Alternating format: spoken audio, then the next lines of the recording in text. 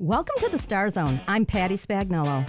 From resource fairs geared towards our students to arts and entertainment aimed to connect with our community, Lansing Community College hosts many events throughout the year, and the StarZone gives you a rundown on what's on the way, where it's happening, and how you can get into the zone at LCC. Welcome back to another session of the StarZone. I'm your host, Patty Spagnolo. Joining me today is Dawn Hardin, College Connect Coordinator, Academic Senator, and Assistant Mathematics Professor for the Science and Mathematics Department. Dawn, welcome to the show. Patty, thank you for having me. I'm so excited to be here. Awesome. Let's talk College Connect. What is it? College Connect. Oh my gosh, I'm so excited. So College Connect is a 4-week resource for our students. It is available for students who are just recent graduates from 2021 to 2024. Students who have just finished their GED, and also we are now expanding it to include our Michigan Reconnect students who are just new to LCC. What is College Connect? College Connect is an opportunity for those students to get some help with reading, writing, and mathematics, get some help with their college career and readiness skills to better prepare them to be that freshman, that sophomore that they need to be in college and then beyond. So here's a question. When a student applies or signs up for this program, are they then at that time an LCC student? How does that work? So part of the College Connect, because our goal is to help them to be well-rounded, we do have them apply to LCC first, and then we have them go right to the next step, which is applying for the College Connect program itself. We want them to really be immersed in not only the program, but also Lansing Community College. We want to give them the resources that they need to be successful. To do that, we do ask that they become part of the LCC community. That is awesome. So you mentioned some of the eligibility requirements, and I got to thinking about this because I saw the graduation years. I'm just thinking, is there an age cutoff? Only because some people graduate at 19 or nearly 20, which if you go all the way out to, 24 graduating, they could be 25 years old. So there really isn't an age requirement. They do have to be a high school graduate. And the biggest requirement is this: a high school graduate who's not completed a college level math or English course as of yet. The reason why we chose the years of 2021 through 2024, those are really our COVID babies. Those are students who really suffered through the disenfranchisement from being in a classroom. They spent most of their time online and just did not get that community connection, did not get the resources that they needed. So we are going back and allowing those students who've been away from school for a little bit time to kind of recoup. And again, with the Michigan Reconnect. And that's really what we're doing, reconnecting those students who've been away from school for a very long time, and again, did not successfully complete or take a college level math or reading class. We know that especially now, those students wanting to change careers, trying to figure out what they want to be when they grow up, they need this kind of reconnection to those college level classes. And so what we do, we actually spend 4 weeks giving them the skills and the tools they need to be successful. We give them an opportunity to enhance their mathematical skills, an opportunity to enhance their reading skills and their writing skills. In addition, we build a community of resources for them so that they actually have a village here on the campus that can help them. Now, you mentioned college level math. So would that be a student can't have taken math 119, 120? Like, what's the cutoff there? So just so they know. So for the college level courses, we're looking at math 119, stat 170, math 120. So typically, math 120 is what we call our gateway. That allows students to take classes at LCC and then transfer to a 4-year university. So any student who has not taken those classes are eligible to apply. The same with our English courses. If you have not taken English or writing 121, we're looking for you to come in. Our goal is to help you to be successful in those classes. And that way we'll help you with choices. Whether you decide to finish your academic degree here at LCC, do a dual enrollment with LCC and other 4-year institutions, be part of our transfer portal, all of those things. College Connect will help you get the tools you need to be successful in those areas. So what can students expect in terms of commitment and rigor? And what tools do we provide them in order to do their homework, let's say? So we provide them with a variety of different things. First of all, we know that students are most successful when they have food. So we understand the large food insecurity, especially on campuses. So if you're in our morning session, you will receive breakfast and snacks along the way. If you're in our evening session, you'll receive dinner meal and then snacks. We also understand that technology plays a vital role. We want to show the students not only how we can help them face-to-face classes, but also how do we enhance what you're doing in the technology realm. Many of our students are not comfortable or do not have access to laptops. So we will provide them with a laptop while they're in our program. They'll have calculators while they're in our program. They'll have access to our free Wi-Fi on campus while they're in the program. As far as the rigor, we really looked at what will it take for the students to be successful. And so we met with a team of English professors, a team of our math professors. We looked at the writing center and to figure out what would be the best way to prepare our students. And what we've done, we have literally looked at all of those components and started providing them with the elements they need. For instance, in the math department, we are creating a program in which it is geared right to them. So it is customized for their needs. So you may come in, Patty, with a challenge in fractions, and I may come in with a challenge in exponential values. My program will be curtailed just to what my needs are. And so that way students can find some ownership. By being part of this program, not only do we help them those 4 weeks, but beyond. We give them the tools to help them beyond the course of our 4 weeks. In regards to our rigor, we do assessments and show them about test-taking skills, study skills.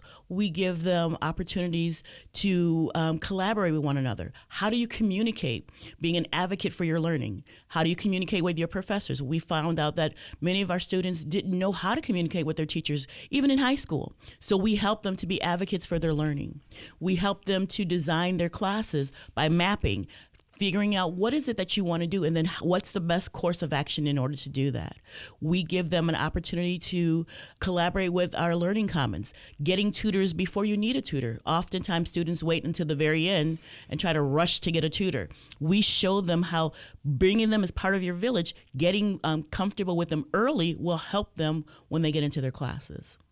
You know, I think you and I have had a conversation about that self-advocacy for students. And I love this quote, you have to believe in yourself when no one else does.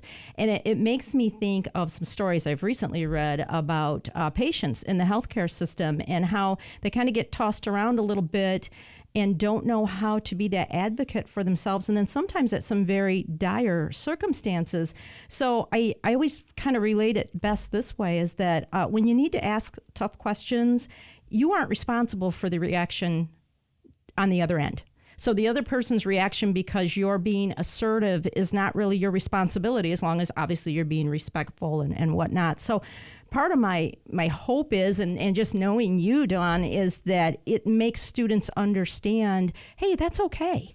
It's okay to be where you're at and to have that question and not always have the answer, but gives them that confidence to take that next step or go throughout that next phase. I agree. So one of the things that I am proud of with our program, this is our second year of doing it, is that we had students who created the sense of family, where they came in very timid, not sure of themselves, not comfortable in their environment. But during that, we showed them that if we just celebrate little aspects, just things that you are overcoming day by day, how they actually build up their confidence. And they would actually go to bat for one another. And that was just wonderful, watching these students grow. You know, I'll share one little story with you. I had a student who was very, very timid when it came to the mathematics realm. She was confident when we were working on the English and the reading, but when it came to math, she just did not trust herself. And immediately she said, I can't do this. And we talked about that self-fulfilling prophecy. If you keep telling yourself you can't, you won't. But then I had her start to change her response. I said, I may not be good at math yet, but I'm better today than I was yesterday. And so we just kind of kept building that up. Well, when it came time for them to take their final final assessment. I'm like the mother chick kind of standing, walking around outside the assessment center while the students are taking their tests. And she comes out, very stoic face, and immediately I'm panicking. I'm like, oh no, she didn't do as well as we wanted. And in my mind, I'm coming up with all these different ways to kind of build her up and, try to figure out what we're going to do next. We're getting in the classroom, everyone's sitting. She walks by me and just places her score on my table.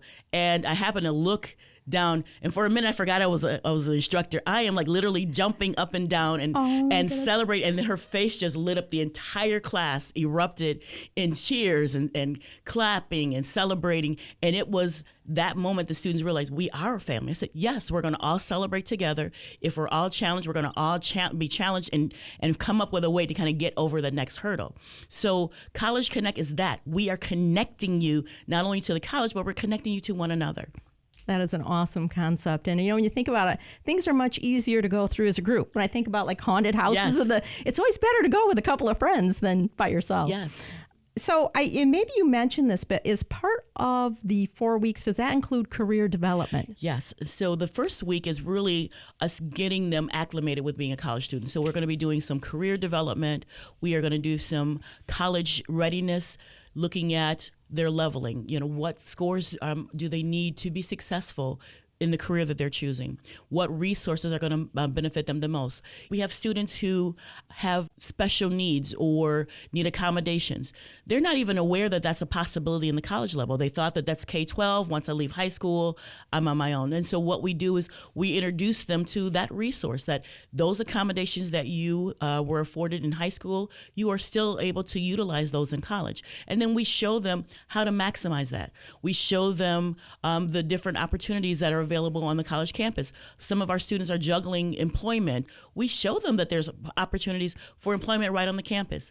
Getting rid of the middleman. So if I don't have to drive and leave campus, I can actually get a job here while doing my classes. We talk about the study habits, how to better prepare for that. Resume building, how to look for scholarships. We talk about financial aid planning. How do we plan for college?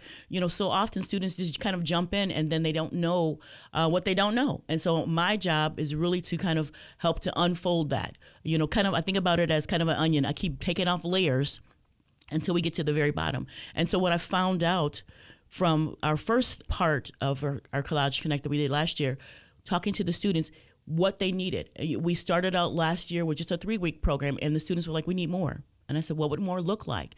And so they told me 4 weeks. So we're doing our 4-week program, 4 days a week from Tuesday to Friday. Morning session is 9 a.m. to noon, with breakfast from 8:30 to 9. Evening session is from 5:30 to 8:30 with meal time from 5 to 5:30. Again, trying to accommodate the students who have to work or have outside obligations. They said that they wanted to make sure that there were snacks because you've seen the food insecurity. So we make sure that there is food readily available for them. And we're looking at healthy foods. We've done like fresh fruits and vegetables. We've had salads and we've also had, hot meals for them because we understand that may be the only hot meal they get for the day.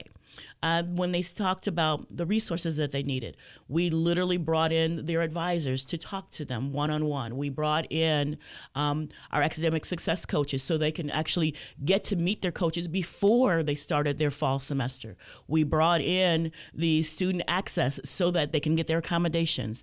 We talked about all those different things. And basically I said, I want you to be as transparent with me as possible so I can not only help you, but help the next group. And so they just opened up and shared all those things. And that's what we've poured into this 4-week model. I love the idea of peeling back the onion. I use that so often with my team. One of the things I did in preparing for today was I was looking at the 2022 Census Bureau in regards to numbers of people with degrees, and that for adults born in the United States, 25 years and older, only 34.2% have a bachelor's degree, and only 13%, same group, only 13% possess a master's degree. When I thought about that statistic or those statistics, I thought, wow, the minute you have one or both, you're in kind of an elite group. Mm-hmm. I think that when I was starting out, which was many, many years ago, people would just say, oh, just get a degree and then you'll get a job. And now I feel like that's flipped a little bit, and you have to know stuff. Yes. I know that sounds boring and kind of not very romantic when we think about school, but I think in terms of career development, students, and I'm sure you do this with them, is, doing that exploration, what are you passionate about? But then, yes, how do you turn that passion into abundance? How do you make that living, for yourself? Right. But that's when we get to kind of show LCC's hidden gems. We have so many certificates. We have our West Campus. We have all these different programs that we offer that many of our students, especially high school students, are unaware. So what we've done, we provided opportunities for them to meet at the West Campus and do the exploration, showing them that you can get a certificate at LCC and literally start working in that career, and that certificate will fold into your bachelor's degree, will fold into a master's or a PhD if you so choose. And so often students are like, I have to just do a bachelor's, I have to just do a master's. And when we show them that there's a certificate that will fall right in that pathway, they were like, really, I can do that? We took the students last year to the West Campus and went to the welding department and the fire academy, and a couple of the students were like, we have that here, that's offered, and I can get a job in that field. And I said, yeah. I said, EMT, I think it was like 2 semesters, and you can actually start working in that program. And they said, oh my gosh, I didn't know that was a possibility. They immediately equated, once I'm out of high school, I'm preparing myself for a 4-year college, which is great if they're ready. But we also know that many of our students are not ready to truly leave the nest yet. So this gives them the opportunity to further their education while they're preparing themselves to move on to the next level. I like that, because a lot of times it's just in knowledge, not knowing what's out there. But then I also think sometimes there's that fear component. And so I'm going to give another quote. I guess I'm a quote person today, but I love it. Everything you've ever wanted is sitting on the other side of fear. And I thought about that, and I thought about students maybe going into this program because, coming to college can be scary. Seeing a bunch of people in your classroom that you don't know can be scary. Or, am I smart enough? You start doubting yourself. That's scary. So I thought, well, if this program kind of helps them harness that fear, then they're able to take that next step. Because, if you don't, where are you going to be in 5 to 10 years? And that's really, exactly, I think, the tragedy sometimes of younger students. It's like, yeah, it seems like a big thing right now, but once you get into it and you see the other side, oh my gosh, the world is your oyster. The world is your oyster. And that's another thing. As we are getting them acclimated with the college, we put them in smaller pods, and so they're mixing up and matching. So, when we first started, a lot of students, I want to be with my friend. Good. The minute you told me you wanted to be with your friend, I'm going to put you with someone who's not your friend. You'll see your friend. I love it. But I told them, I said, the reason why I wanted to do that, because I want you to kind of expand your body of friendship, expand your colleagues, expand your resources. You can always see your friend, but I want you to get comfortable with hanging out with Patty, see what resources Patty has. Someone asked me last year, how did it work having the seasoned students, which were our Michigan Reconnect students, with our high school students? I said it was wonderful, because immediately they became this new cohort of our seasoned ones were able to kind of share, impart with our younger students things that they have learned along the way. And then the younger ones were able to teach the seasoned ones information that they hadn't been accustomed to. Some of them were not comfortable with computers, but our students came in savvy with computers. Many of them were not comfortable with just the logistics of being a college student, but the seasoned ones were able to kind of put them under their wing, help them to manage their time, help them to get a voice, to speak to their colleagues, their professors, and things like that. And so that's the whole purpose of this College Connect. We are going to connect you in so many different ways.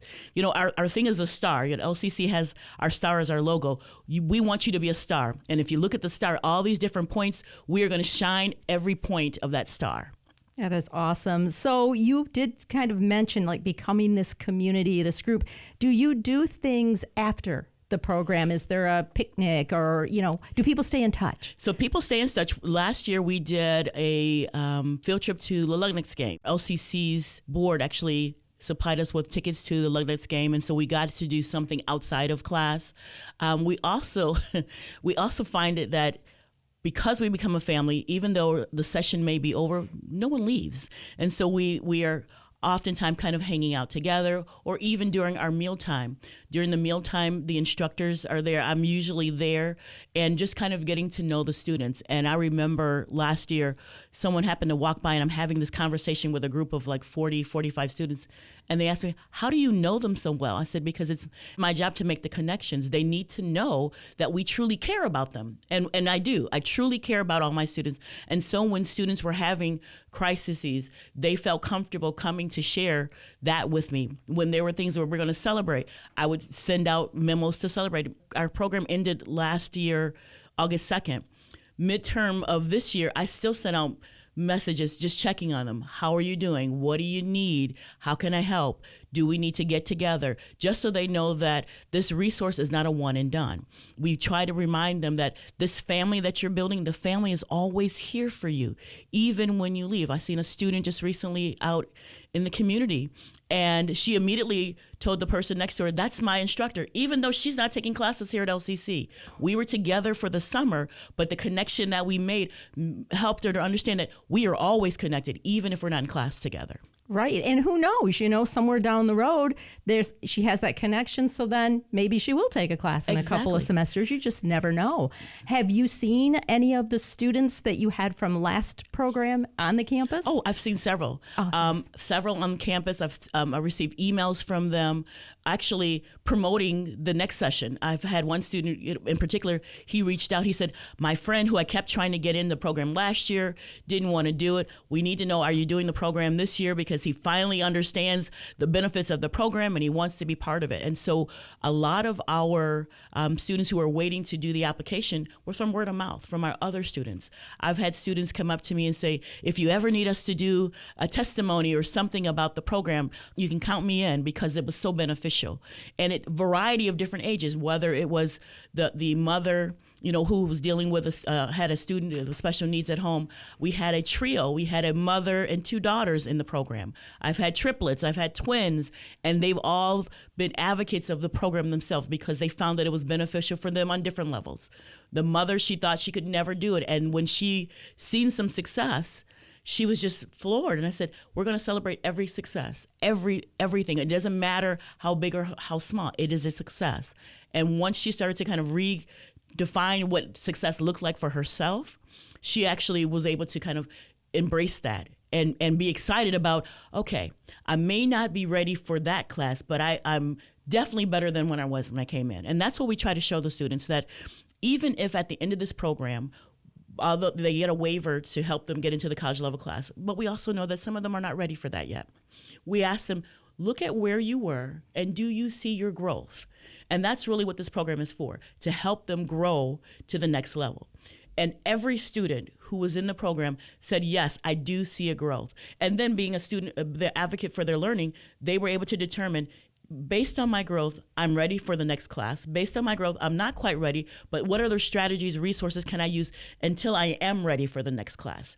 Those students weren't at that point before. They would just basically, like sheep, if you tell them they have to take this next class, they'll take it, even though they may not have been prepared. Now that they have the information, now that they know I can be an advocate and I can fight for myself, I know when I'm ready for that. And so working with their success coaches, they come up with an action plan. When's the best time for me to take some of these classes? What class can I take in the meantime? How do I prepare myself to truly be an advocate not only for my learning, but to get me through my degree?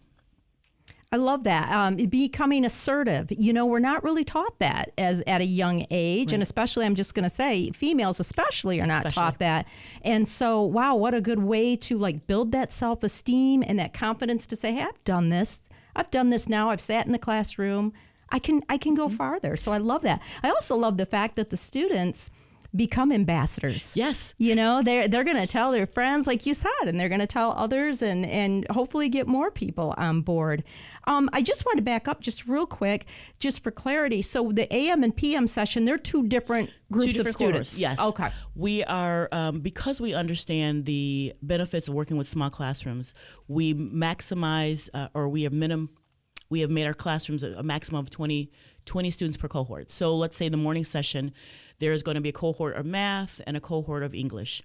And what they'll do is within that time frame, so they'll spend, let's just say, for the sake of argument, about 90 minutes in math and then 90 minutes in English. There is a transition time and lunchtime, meal time, but then they'll flip. So A and B will be in the morning, A will go to math first, B will go to English first, and then halfway through they'll flip, to give them an opportunity not only to have some one-on-one time with their instructor, but also we will have embedded tutors. We'll have writing tutors in for the English department and the reading. We'll have math tutors in for the math department. And then we are also fortunate enough that we're running it all from TLC building this year. So we're running it right in the Learning Commons so that we can do small little pods for the students who need pullouts.